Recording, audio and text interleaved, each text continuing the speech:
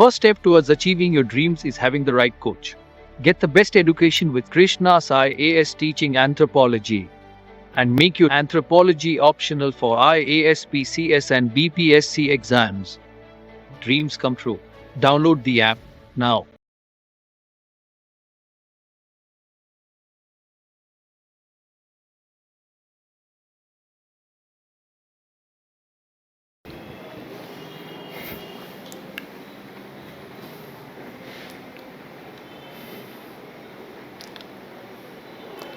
सबसे पहले तो बीपीएससी के उन सभी मानव विज्ञान के विद्यार्थियों का मैं हार्दिक अभिनंदन करता हूं कृष्णा यस के इस प्लेटफॉर्म पर।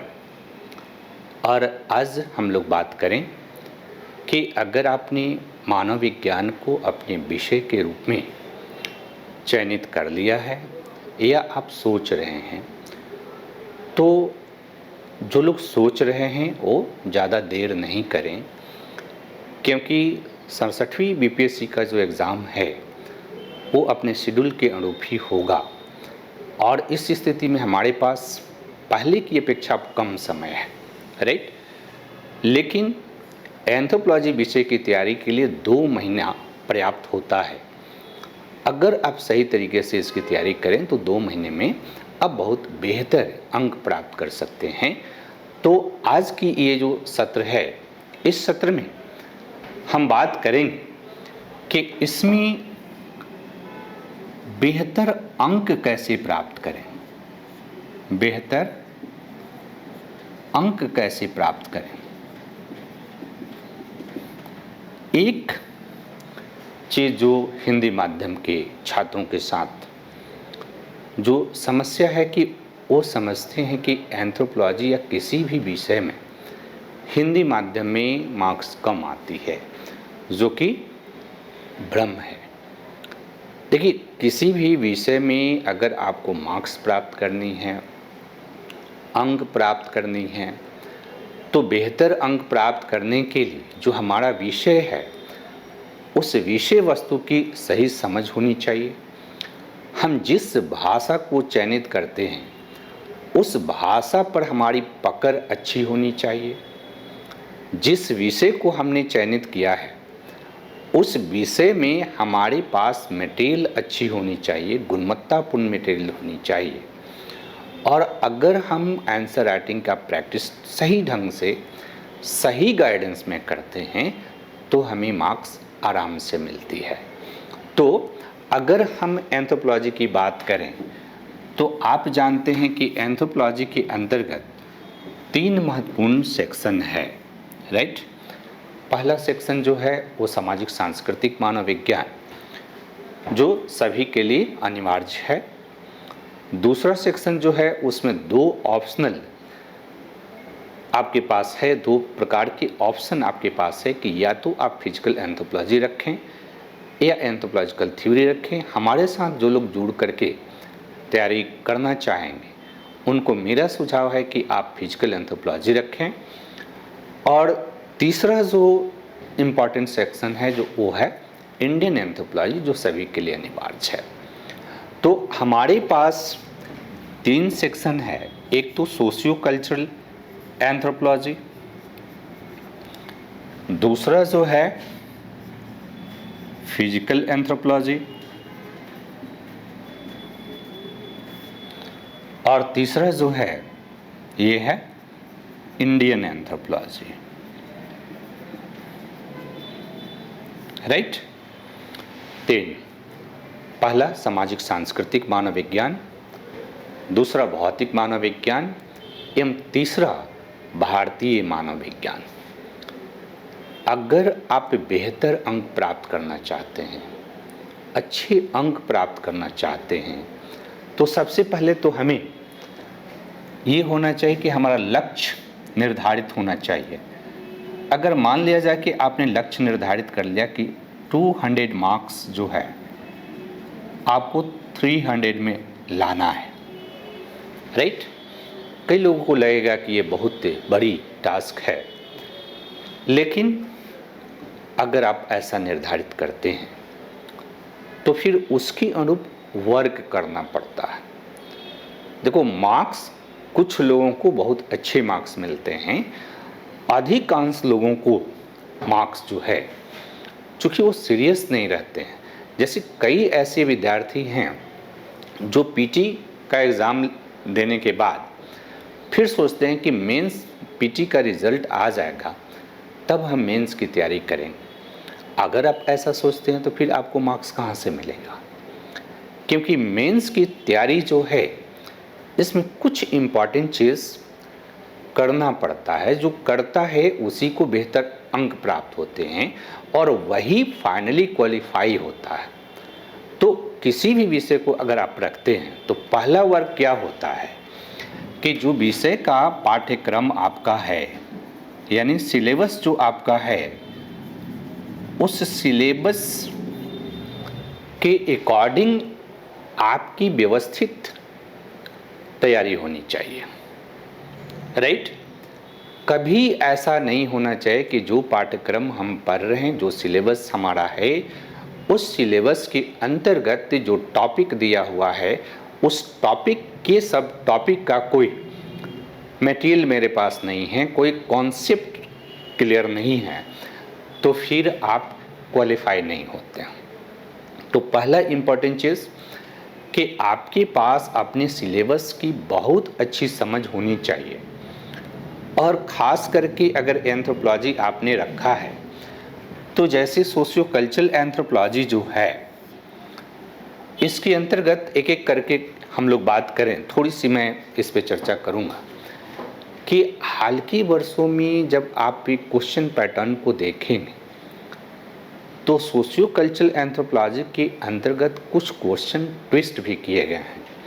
देखिए, एक जो चीज़ें जो सबसे स्पष्ट रूप से अंतर दिखाई दे रही है बीपीएससी के एग्ज़ाम में, वो अंतर दिखाई दे रही है क्वेश्चन के प्रतिरूप पर। पहले क्या था कि पहले बीपीएससी की तैयारी जो लोग करते थे वो कहीं से कोई गाइड बुक या कुछ भी लेकर के पढ़ लिए और कई लोग क्वालिफाई भी कर जाते थे, लेकिन अब ये संभव नहीं है। और इसलिए अगर आप क्वालिफाई करना चाहते हैं, आपने टारगेट कर लिया है कि इस बार हमें पास कर ही जाना है, बार बार के जो झंझट है, इस झंझट से हमको मुक्ति हो जाना है, तो फिर आप हमारी बातों को ध्यान से सुनिएगा। दरअसल जब आप सिलेबस को देखते हैं, ख़ास करके जो सोशियो कल्चरल एंथ्रोपोलॉजी है, तो इसके अंतर्गत 9 टॉपिक आपके सिलेबस में मेंशन है। हालांकि उसको और कंसाइज किया जा सकता है, लेकिन कई चीज़ें सिलेबस में क्लियरली बताया नहीं गया है, सिलेबस में डिफाइन नहीं है, और उससे भी बीपीएससी ने क्वेश्चन पूछा है, राइट?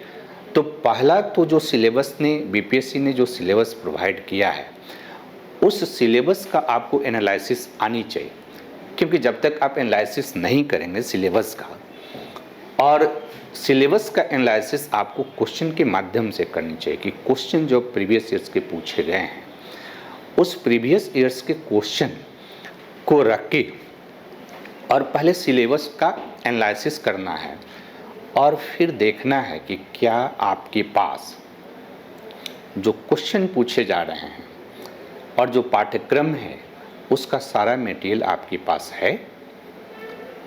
अगर आपके पास है तो फिर अगला स्टेप होती है आंसर राइटिंग का, कि क्या आप आंसर लिखने में सक्षम हैं, और आंसर लिखने में सक्षम हैं इसकी जांच कौन करेगा, राइट? तो उसकी जांच के लिए किसी एक्सपीरियंस टीचर की आवश्यकता होती है, एक्सपीरियंस मेंटर की आवश्यकता होती है, जो उस विषय के प्रति डेडिकेटेड हो, राइट? ऐसा नहीं कि काम चलाऊं, अगर आपने मेंटर खोज लिया तो फिर आपके 2 साल 3 साल 4 साल 5 साल ऐसे ही बर्बाद हो जाते हैं। जैसे थोड़ी सी मैं आपको इंडिकेशन इससे सत्र के अंतर्गत देना चाहता हूं कि जो सोशियो कल्चरल एंथ्रोपोलॉजी का जो फर्स्ट टॉपिक है वो है मानव विज्ञान का अर्थ एवं क्षेत्र, राइट? मानव विज्ञान का अर्थ एवं क्षेत्र बहुत सिंपल है, अर्थ एवं क्षेत्र। लेकिन आप क्वेश्चन देखिए, बीपीएससी ने जो क्वेश्चन पूछे हैं उन प्रश्नों को आप देखिए तो जैसे कि आपके 66वीं बीपीएससी में ही एक प्रश्न पूछा कि मानव विज्ञान एक समग्र साइंस कहलाता है। अब एक चीज़ ध्यान में रखिए कि मीनिंग एंड स्कोप के अंतर्गत anthropology is the holistic science हम एक लाइन में तो पढ़ते हैं, लेकिन एंथ्रोपोलॉजी एक होलिस्टिक साइंस है। इसकी जानकारी प्राप्त करने के लिए मानव विज्ञान के अध्ययन पद्धति की जानकारी हमको प्राप्त होनी चाहिए, राइट। इसके मेथड की जानकारी और इसके अप्रोचेज की जानकारी हमें होनी चाहिए। और आजकल बीपीएससी जो है अपनी प्रश्नों में इस तरह का एक्सपेरिमेंट कर रहा है कि अगर आपके पास उसका प्रॉपर जानकारी नहीं है तो फिर आप उससे प्रश्न का बहुत बेहतर हल नहीं प्रस्तुत कर पाते हैं। जो क्वेश्चन का डिमांड है उस क्वेश्चन के डिमांड के अकॉर्डिंग आप आंसर नहीं लिख पाते हैं और फिर आपको मार्क्स कम मिलते हैं और फिर आपको लगने लगता है कि हमें तो मार्क्स कम मिल रहा। ऐसा कुछ वैसे छात्रों के साथ भी हो रहा है जो 2 साल 3 साल से एंथ्रोपोलॉजी पढ़ रहे हैं और उनको मार्क्स नहीं मिल रहा। लेकिन आप अपने आप को इवैल्यूएट कीजिए, क्या मार्क्स प्राप्त करने के लिए जितनी चीज़ें करनी चाहिए क्या आपने उतना किया। सबसे इम्पॉर्टेंट है पहला जो वर्क आपको करना है कि आपको अपने सिलेबस की बेहतर समझ होनी चाहिए। और ये समझ जो है न केवल सिलेबस में लिखे हुए पंक्तियों से मिलेगी बल्कि उसके साथ आप प्रीवियस ईयर्स के क्वेश्चन जो हैं उसको आप कनेक्ट कीजिए। और कनेक्ट करने के बाद आप तब जाकर के टॉपिक को आप समझने का प्रयास कीजिए, क्योंकि बीपीएससी के सिलेबस में approaches to the study of anthropology नहीं है। मानव विज्ञान की प्रकृति जैसे विषय वस्तु नहीं है, मानव विज्ञान का अन्य विषयों से संबंध जैसे टॉपिक नहीं है। लेकिन आप प्रीवियस ईयर्स के क्वेश्चन को देखिए तो आपको पता चलेगा कि एंथ्रोपोलॉजी के अंतर्गत बीपीएससी ने एंथ्रोपोलॉजिकल जो मेथड है उससे भी क्वेश्चन पूछे हैं। बीपीएससी ने जो 66 बीपीएससी मेंस का एग्ज़ाम हुआ है उसके अंतर्गत फिजिकल एंथ्रोपोलॉजी के अंतर्गत एक क्वेश्चन पूछा, relationship between physical anthropology and geology, यानी भूगर्भ शास्त्र एवं भौतिक मानव विज्ञान के बीच अंतः संबंध पर क्वेश्चन पूछा गया। इन चीज़ों का अध्ययन हम मानव विज्ञान का अन्य विषयों के साथ संबंध के टॉपिक के अंतर्गत पढ़ते हैं, जो कि टॉपिक मेंशन नहीं है। इसलिए आमतौर पर जो लोग केवल बीपीएससी की तैयारी कर रहे हैं वो इस चीज़ को नज़रअंदाज कर जाते हैं या ध्यान नहीं दे पाते हैं, जबकि क्वेश्चन उससे पूछा जा रहा है। इसलिए पहला इंपॉर्टेंट चीज़ है कि टॉपिक को आप बहुत बेहतर तरीके से समझें।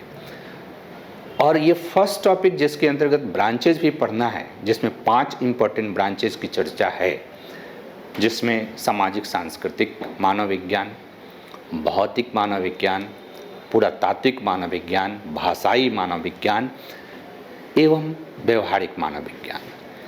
लेकिन पहले क्या होता था कि जनरली इन प्रमुख ब्रांचेज से शॉर्ट नोट्स पूछा जाता था। अब आप देखिए कि बीपीएससी ये जो ब्रांचेज है इन ब्रांचेज से इनके स्कोप भी पूछ सकता है और इनका रिलेवेंस भी पूछ सकता है, इनकी प्रासंगिकता क्या है ये भी पूछ सकता है। तो आपको अब डिटेल पढ़ने की ज़रूरत है और डेप्थ जानने की ज़रूरत है। अगर आप बीपीएससी तैयारी में सफलता प्राप्त करना चाहते हैं, आप चाहते हैं कि आप क्वालिफाई कर जाएं इस साल, तो इस बात को रामबाण की तरह आप लीजिए कि आपको डेप्थ में पढ़ना पड़ेगा और आपके कंटेंट जो है वो अप टू डेट करने पड़ेंगे। काफ़ी रिच कंटेंट की ज़रूरत है, तभी जाकर के आप पे बेहतर मार्क्स प्राप्त कर सकते हैं। और ख़ास करके जहाँ तक 200 मार्क्स की बात है, तो आप जब तक इन चीज़ों को नहीं करेंगे, आप 190, 180, 200 मार्क्स आप नहीं प्राप्त कर सकेंगे।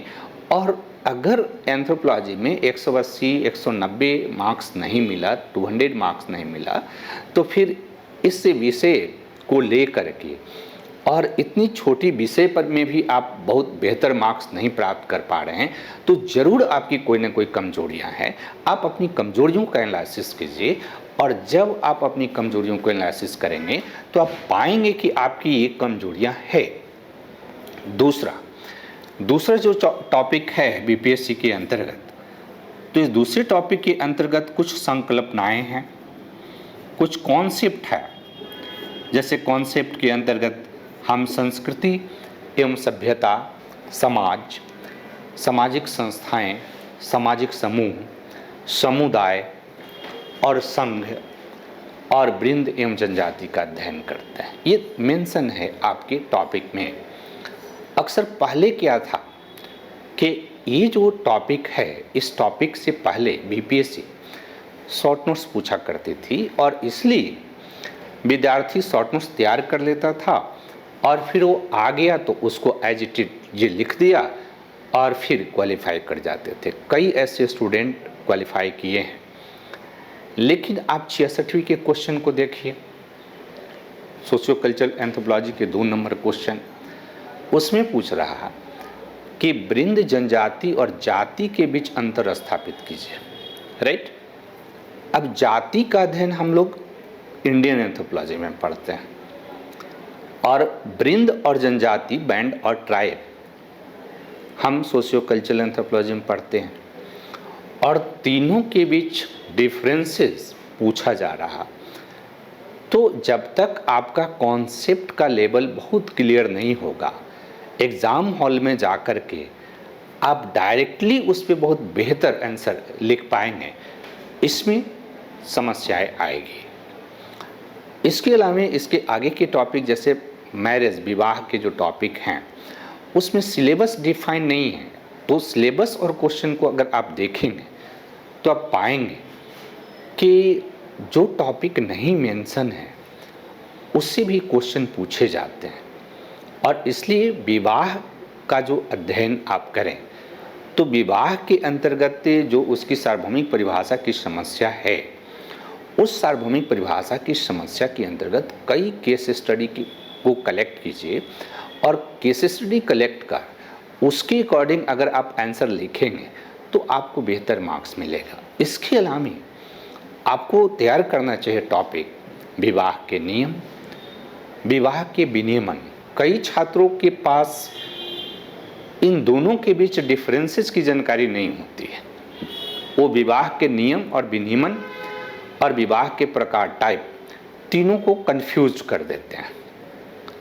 राइट, एक साथ फ्यूज कर देते हैं। कभी किसी का पॉइंट किसी में, कभी किसी का पॉइंट किसी में, इस तरह से लिखने का प्रयास करते हैं, जो कि उनकी कन्फ्यूजन को रेखांकित करता है, क्योंकि सिलेबस में ये डिफाइंड नहीं है एरिया। इसके अलावा जनजातीय समाज में विवाह शांति प्राप्त करने के तरीके, विवाह के फंक्शन, विवाह में बदलाव को भी आप देख सकते हैं। इसी टॉपिक के अंतर्गत परिवार है। परिवार के भी टॉपिक बहुत डिफाइंड नहीं है, और परिवार से रिलेटेड, परिवार एक संस्था, सार्वभौमिक संस्था है, या परिवार में क्या परिवर्तन हो रहे हैं। अब एक चीज़ ध्यान ये रखना है कि परिवार में जो परिवर्तन का अध्ययन है, उससे का अध्ययन दरअसल ज़्यादातर स्टूडेंट भारतीय एग्जाम्पल से उसको प्रेजेंट कर देते हैं। आपको वैश्विक लेवल पे परिवार में क्या परिवर्तन होना चाहिए, क्योंकि सामाजिक, सांस्कृतिक, मानव विज्ञान के अंतर्गत जितने भी टॉपिक हैं उसको वैश्विक लेवल पर हमें पढ़नी है। तो आप एक केस स्टडी कलेक्ट कीजिए वैश्विक लेवल का, और वैश्विक लेवल के केस स्टडी जो आप कलेक्ट करेंगे और उससे एग्जाम्पल्स प्रस्तुत करेंगे, तब जाकर के आपको बेहतर मार्क्स मिलेगा।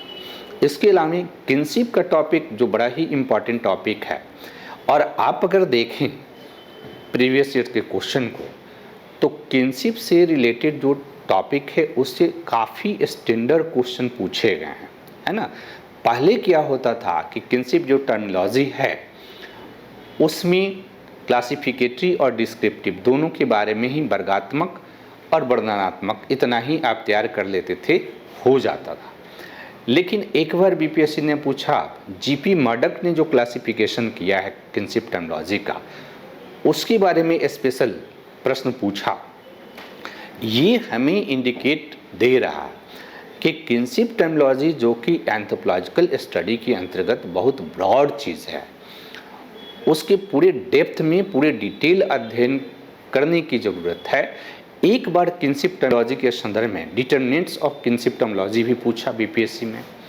अब आमतौर पर स्टूडेंट जो नॉर्मल बुक पढ़ते हैं उसमें ये है ही नहीं, उनके मटेरियल में ही नहीं है, और वहाँ पर जब आपको समस्या होती है, आप नहीं लिख पाते हैं, तो फिर आपके मार्क्स 150 160 के करीब रह जाता है।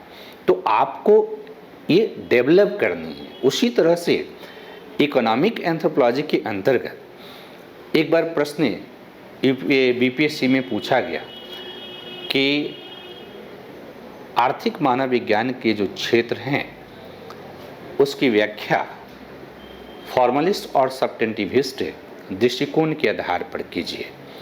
अब ध्यान ही रखना है कि फॉर्मलिस्ट एंड सब्टेंटिविस्ट जो डिबेट है, ये डिबेट, ये अप्रोच जो है यूपीएससी के सिलेबस में तो डायरेक्टली मेंशन है। तो यूपीएससी के स्टूडेंट जब पढ़ते हैं तो उन चीज़ों को वो पढ़ते हैं चूँकि उनके लिए अनिवार्य है। या जब कोई ऐसा टीचर जो यूपीएससी के बच्चों को भी पढ़ा रहा और स्टेट विशेष के बच्चों को भी पढ़ा रहा, तो वो भी अपने डिस्कशन के दौरान उसको बताया, तो वो स्टूडेंट तो उसको लिख पाता है। लेकिन जो स्टूडेंट केवल बीपीएससी की तैयारी कर रहे हैं और जो टीचर उनको टीच कर रहे हैं वो भी केवल बीपीएससी के लिए ही टीच कर रहे हैं, तो उनके कंटेंट में ही ये चीज़ नहीं होगी, और कंटेंट में चीज़ नहीं होगी तो फिर स्वाभाविक है कि आपका मार्क्स कम होगा ही। इसके अलावा अगर पॉलिटिकल एंथ्रोपोलॉजी की बात करें, जिसके अंतर्गत nation building process in new state, ये एक बहुत महत्वपूर्ण टॉपिक है और अधिकांश जो ट्रेडिशनल किताबें हैं उसमें ये आपको नहीं दिखाई देगी। तो इसके लिए आपको अलग से तैयार करनी पड़ेगी। इसी तरह से धर्म, तो धर्म के अध्ययन का दृष्टिकोण बीपीएससी के जो सिलेबस है उसमें नहीं है। लेकिन मैं बार बार आपको सजेशन देता हूँ कि जब भी रिलीजन को पढ़ें तो केवल एनिमिज्म और एनिमेटिज्म को पढ़ के रिलीजन को आप पूरी तरह से नहीं समझ पाते हैं, या पूरी तरह से आप उससे रिलेटेड क्वेश्चन को राइट डायरेक्शन में आंसर लिखने में सक्षम नहीं होते हैं। क्योंकि एक बार पूछा कि एनिमिज्म सभी धर्मों का सार है, तो जब ये कमेंट पूछा जा रहा कि एनिमिज्म सभी धर्मों का सार है, तो जब तक आपको धर्म की जो व्याख्या अदर दृष्टिकोण से किया गया है उन सारे दृष्टिकोण की जानकारी नहीं हो, तो आप सही तरीके से इस प्रश्न का आंसर नहीं कर सकते हैं। क्योंकि इस प्रश्न के दो पहलू हैं, एक तो कि कमेंट के पक्ष में आप जाइए और दूसरा इस कमेंट के लिमिटेशंस भी बताइए।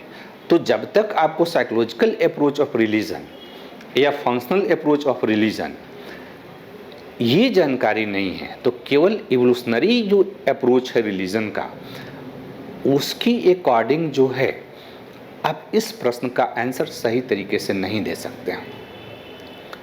या सोशल अप्रोच टू रिलीजन, वो अगर आपको नहीं है तो इस तरह के प्रश्न का सही आंसर आप नहीं दे पाते हैं। इसके अलावा जो मैजिक और रिलीजन के बीच संबंध की बात है या टोटम एंड टेबू के बीच संबंध की बात है, तो इन सबों को अब थोड़ा सा डिटेल आवश्यकता है पढ़ने की, थोड़ा डेप्थ में जाके पढ़ने की आवश्यकता है। और एक ही टॉपिक है फील्डवर्क ट्रेडिशन इन एंथ्रोपोलॉजी, यानी कि एंथ्रोपोलॉजिकल जो मेथडोलॉजी है, तो अदर जगह पर उस पूरे मेथडोलॉजी का अध्ययन किया जाता है। बीपीएससी की सिलेबस में एक ही टॉपिक है।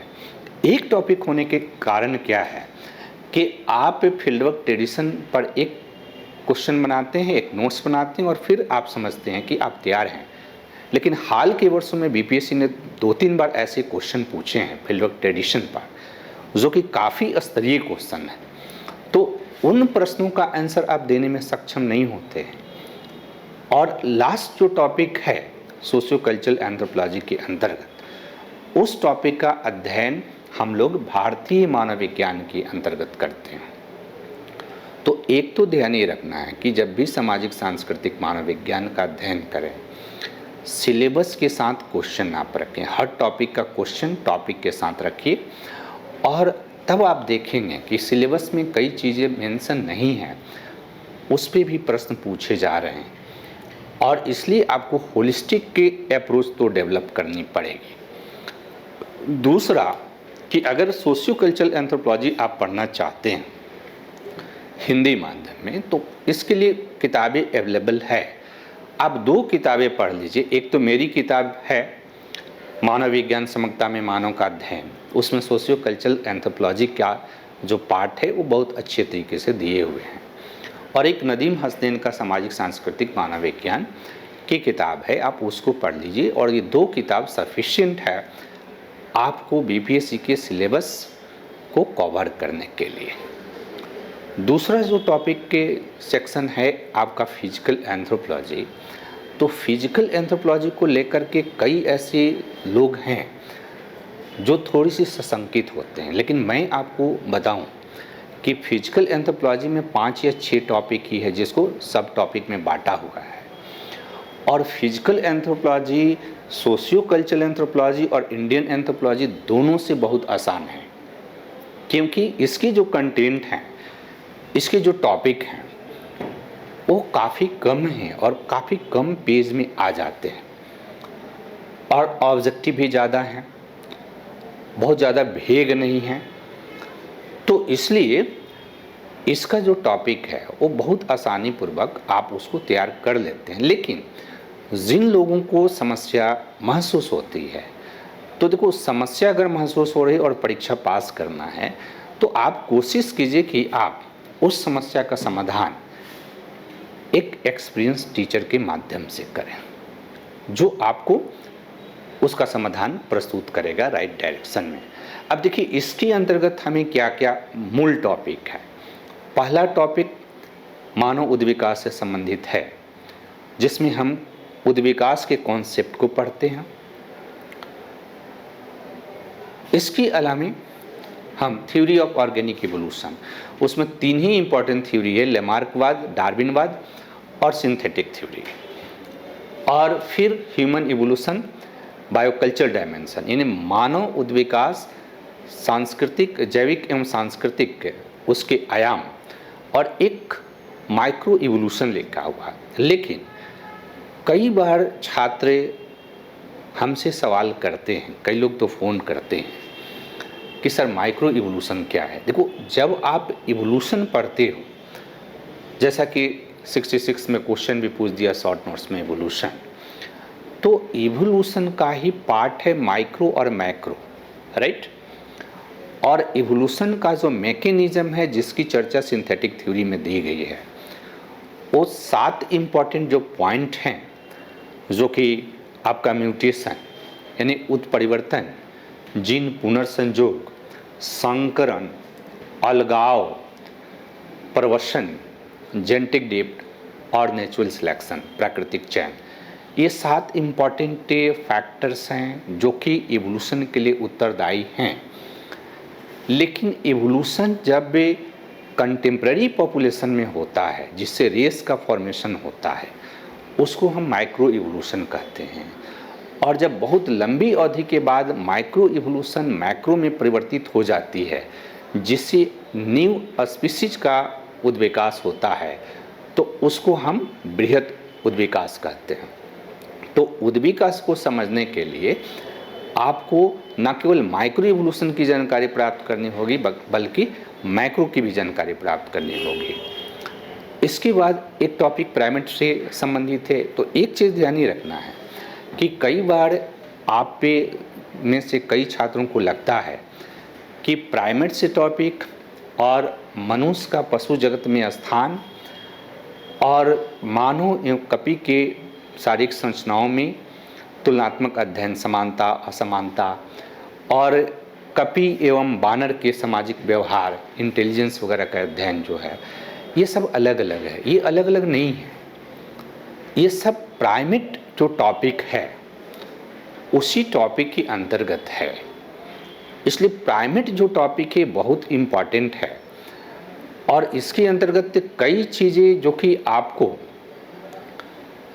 सिलेबस में नहीं दिया हुआ है वो भी पढ़नी होती है। क्योंकि एक बार जो है, मुझे याद है कि एक बार प्रश्न पूछा शायद 59वीं में कि मानव एवं कपि के शारीरिक संरचनाओं और फिर उनके व्यवहार, है ना, इथोलॉजिकल जो बिहेवियर उनका है उसमें डिफरेंसेस बताइए। तो जब तक आप ये प्राइमेट व्यवहार करके टॉपिक बहुत अच्छा से आप नहीं पढ़ते हैं तब तक आप इस प्रश्न का आंसर नहीं दे सकते हैं, राइट। कुल मिला के प्राइमेट टॉपिक आपको डिटेल पढ़नी है। आमतौर पर उसमें 3 टॉपिक बना दिया गया है, लेकिन ये तीनों एक ही टॉपिक के भाग हैं। उसके बाद जो जीवाश्म से संबंधित टॉपिक है जिसके अंतर्गत मनुष्य के विकास का अध्ययन हम जीवाश्म परमाणु के आधार पर करते हैं, उसमें बहुत सारे जीवाश्मों का नाम दिया हुआ है, वो आपको कन्फ्यूज़न क्रिएट करता है। अभी तक केवल एक बार ऐसा हुआ है जिसमें इम्पॉर्टेंट जो जीवाश्म नहीं था उसके बारे में शॉर्ट नोट्स पूछा गया है। अदरवाइज समान तौर पर जो जीवाश्म वाले सेक्शन है उसमें 5-6 जो इम्पॉर्टेंट जीवाश्म हैं जैसे ड्रायोपिथेकस, रामापिथेकस, ऑस्ट्रेलोपिथेकस, होमो इरेक्टस, निएंडरथल और होमो सेपियंस, क्रो-मैग्नम, चांसलेड और ग्रिमाल्डी, इसी से क्वेश्चन पूछा जाता है। तो इसको आप बहुत बेहतर तरीके से तैयार करें। अब देखो जीवाश्म के संदर्भ में 1-2 चीज़ जो है मैं आपको अभी इंडिकेट करना चाहूँगा कि देखो जीवाश्म के संदर्भ में जो भी अभी आप मटेरियल बिहार में रख के जो लोग यूज़ करते हैं तो थोड़ी सी जिनकी अच्छी मटेरियल होती है वो अंबर एंड अंबर बुक से लेते हैं, वो भी 1970-75 का किताब है और बाकी का भी वही स्थिति है। आपको रिसेंट मटेरियल की ज़रूरत है, पहला। दूसरा कि जीवाश्म के अंतर्गत जैसे अगर भौगोलिक वितरण को रेखांकित करना है और आप पे अगर डेवलप कर लेते हैं एबिलिटी की वर्ल्ड मैप का निर्माण कर दें और उस वर्ल्ड मैप में हम उस पर्टिकुलर जगह के लोकेशन को लोकेट कर दें तो आपको मार्क्स मिलेगा, बढ़ेगा मार्क्स। इसके अलावा डायग्राम, प्रॉपर डायग्राम बनाने का प्रैक्टिस करने की ज़रूरत है। और डायग्राम 2 जगह हम फिजिकल फीचर के लिए भी डायग्राम का यूज़ करते हैं और हम फाइलोजेनेटिक पोजीशन, जातिवृत्तीय स्थिति का निर्धारण, उसके लिए भी हम डायग्राम का उपयोग करते हैं। तो आपको प्रॉपर डायग्राम, एंथ्रोपोलॉजिकल डायग्राम चाहिए। इसके अलावा जहाँ अगर मान लो होमो इरेक्टस के बारे में बात कर रहे हैं या निएंडरथल के बारे में बात कर रहे हैं या होमो सेपियंस के बारे में बात कर रहे हैं तो 1-2 पॉइंट कल्चरल फीचर भी आपको लिखना होगा और तब जाके होलिस्टिकली जो है आप बेहतर अंक प्राप्त करते हैं। तो कुछ चीज़ें एक्स्ट्रा आप करेंगे तो आपको ज़रूर मार्क्स मिलेगा और बेहतर मार्क्स मिलेगा। देखो जेनेटिक्स से रिलेटेड एक ही टॉपिक आपका है मेंडल लॉ ऑफ इनहेरिटेंस, उसमें भी बहुत ज़्यादा अप टू डेट करने की ज़रूरत है। उसमें डायग्राम वगैरह के माध्यम से आप अपने प्रेजेंटेशन को कर सकते हैं और किस तरह से वर्तमान जो ह्यूमन सोसाइटी है, समाज है, उसमें मेंडल लॉ ऑफ इनहेरिटेंस जो है एप्लीकेशन उसका होता है। इसके अलावा 3 छोटे छोटे टॉपिक हैं जिससे क्वेश्चन पूछा है हाल के वर्षों में। एक तो इफेक्ट ऑफ न्यूट्रिशन, फिर इनब्रीडिंग और हाइब्रिडाइजेशन। ये तीनों टॉपिक बहुत छोटे छोटे हैं लेकिन हाल के वर्षों में बीपीएससी ने इससे क्वेश्चन पूछा है। और फिर लास्ट जो टॉपिक है वो रेस का ही टॉपिक कई तरह से उसको ले करके जटिल बना दिया गया है।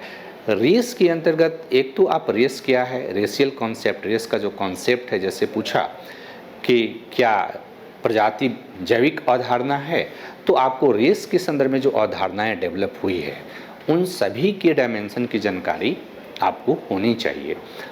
इसके अलावा रेस फॉर्मेशन, रेस की उत्पत्ति कैसे होती है, रेस फॉर्मेशन माइक्रो इवोल्यूशन का प्रोडक्ट है।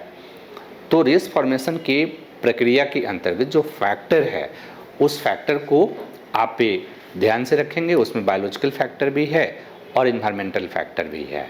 फिर रेशियल क्राइटेरिया यानी basis for racial criteria, race कि जो क्लासिफिकेशन है उसके क्राइटेरिया क्या है, रेशियल क्लासिफिकेशन, और वर्ल्ड के 3 मेजर जो रेस हैं उन्हीं का आप अध्ययन करेंगे, नहीं तो फिर कन्फ्यूजन बढ़ जाएगी, कॉकोसॉइड, मंगोलॉइड और निगोरॉइड। और लास्ट में इंडियन जो पॉपुलेशन है इसका किस तरह से अलग अलग मानव शास्त्रियों ने अलग अलग रेस में इसका डिवीज़न किया है। अब ये इंटरेस्टिंग चीज़ ये है कि इसका टॉपिक जो है इंडियन एंथ्रोपोलॉजी में भी है, जिसमें हम ethnic and linguistic element in Indian population, ये जो टॉपिक है इस टॉपिक में भी हम एक तो रेस का रेशियल क्लासिफिकेशन इंडियन पॉपुलेशन का करते हैं, तो इसको भी आप पढ़ सकते हैं। देखिए, फिजिकल एंथ्रोपोलॉजी के लिए 2 किताब ही बहुत पर्याप्त है। एक तो मेरी किताब है जिसमें फिजिकल एंथ्रोपोलॉजी का भी वो सारे टॉपिक के मेंशन हैं जो कि आपके सिलेबस में है, और एक संध्या मिश्र और महेश मिश्र की जो किताब है वो किताब बड़ा ही सफिशिएंट है। आप उसको अगर आपको मिलती है तो आप उससे मटेरियल तैयार कर सकते हैं। तीसरा जो सेक्शन है हमारा इंडियन एंथ्रोपोलॉजी, तो इंडियन एंथ्रोपोलॉजी का जो सेक्शन है वो अपेक्षाकृत दोनों से बड़ा है, और इसमें ध्यान रखिए कि इंडियन एंथ्रोपोलॉजी के अंतर्गत प्राक इतिहास है ना, प्राक इतिहास और आदि इतिहास यानी इंडस सिविलाइजेशन, ये बहुत बड़ा टॉपिक है। अगर आप ठीक ढंग से इसको तैयार कर लेते हैं तो फिर एक या एक 2 क्वेश्चन, कभी कभी 2 क्वेश्चन भी इससे पूछे जाते हैं, आप यहीं से लिख सकते हैं। एक चीज़ और ध्यान में रखना है कि जब प्राक इतिहास पढ़ते हैं तो उसमें भी इंडिया के मैप जो आर्कियोलॉजिकल साइट के डिस्ट्रीब्यूशन के लिए आप यूज़ कर सकते हैं, टूल्स का डायग्राम आप बना सकते हैं, और सिस्टमेटिक तरीके से आप उसको अगर लिखते हैं तो बहुत अच्छा मार्क्स मिलता है।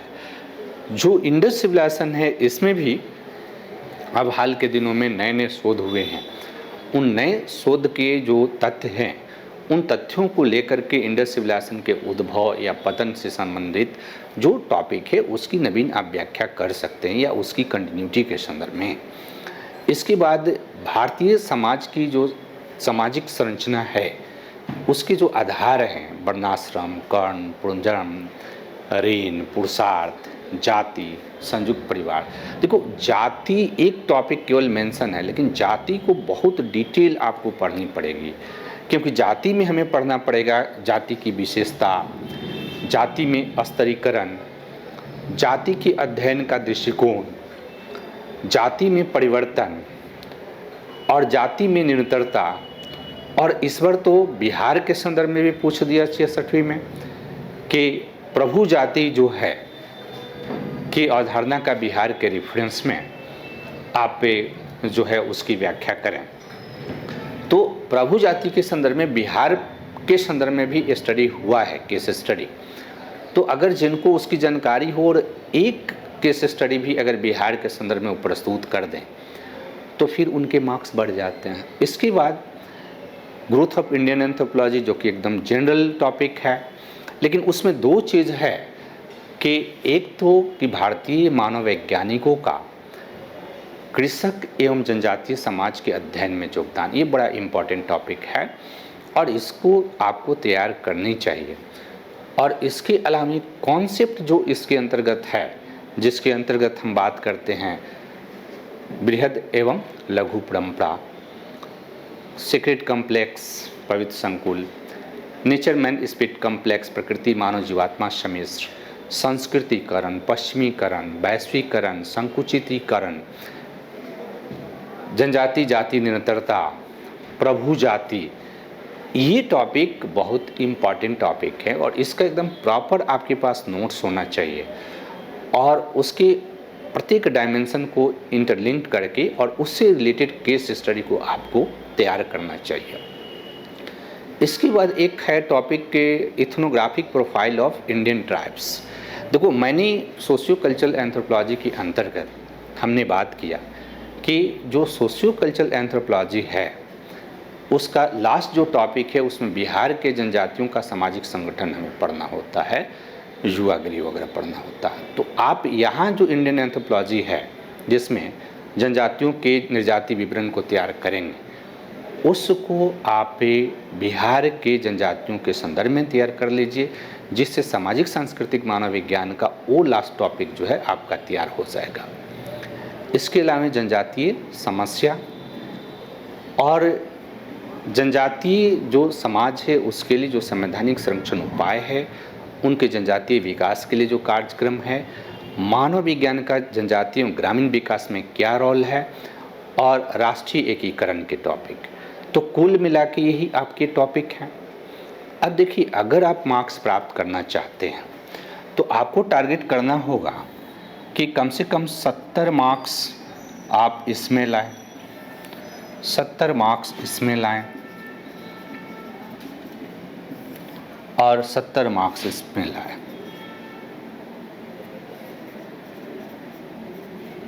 राइट? ये संभव है, ये संभव है। अगर आपकी राइटिंग अच्छी हो तो ये संभव है और आप इस टारगेट को अचीव कर सकते हैं। लेकिन इस टारगेट को अचीव करने के लिए हमें क्या क्या ज़रूरत है? तो पहले तो आपको सिलेबस जो है, पाठ्यक्रम जो है, पूरी तरह से तैयार आपका होना चाहिए। जो आपके पास कंटेंट हो ये पूरी तरह से अप टू डेट होना चाहिए। आप प्रॉपर डायग्राम का यूज़ करें, राइट? प्रॉपर केस स्टडी का यूज़ करें, प्रॉपर मैप का यूज़ करें, राइट?